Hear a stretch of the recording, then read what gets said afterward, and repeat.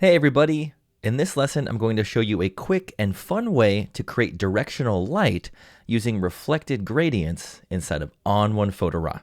Let's dive in and take a look. So when we're working with images like this, where there's not a whole lot going on, a really fun way to breathe some life into these sort of scenes is to use local adjustments to paint in light into various areas of the photo. In this case, we're going to create directional light using a reflected gradient. Before we jump into that, let me just do some basic tone and color modifications.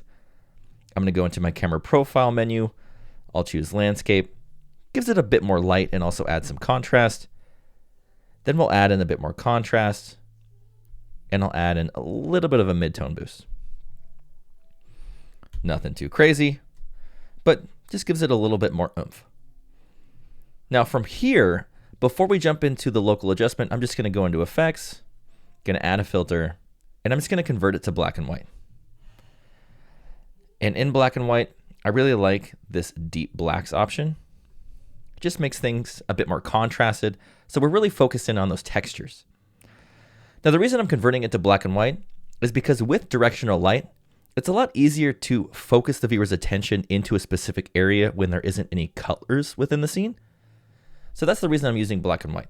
You could also use the same technique on an image that has color as well, but I like to use this technique with monochromatic or desaturated photos.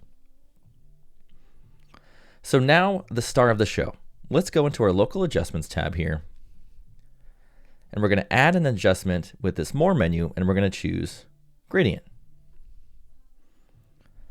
Now by default, it's going to apply the gradient mask to the bottom of the photo.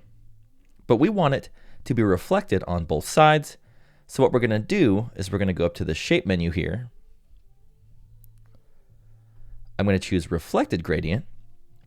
And now we have two gradients reflected at one another, and we're protecting this middle section of the image. So what I'm going to do is I'm going to pull back on the exposure of the adjustment, maybe about a stop or so, add in a little contrast, and I'll also pull up on the whites just a hair to make sure things aren't unnaturally flat. Now, it doesn't look half bad, but it looks a little awkward. So what I like to do is I like to tilt it a little bit, and I'll tilt it this way. You could tilt it any which way you'd want.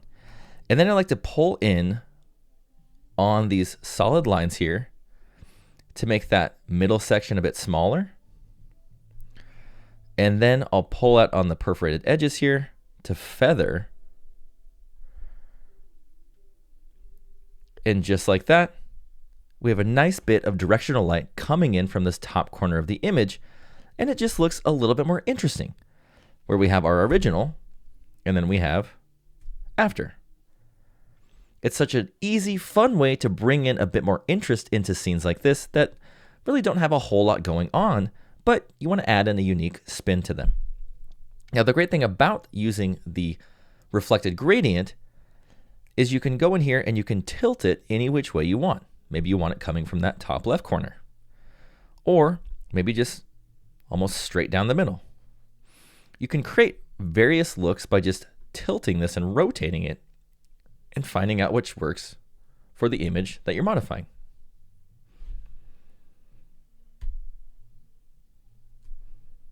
So that's how easy it is to create directional light using reflected gradients inside of ON1 Photo RAW.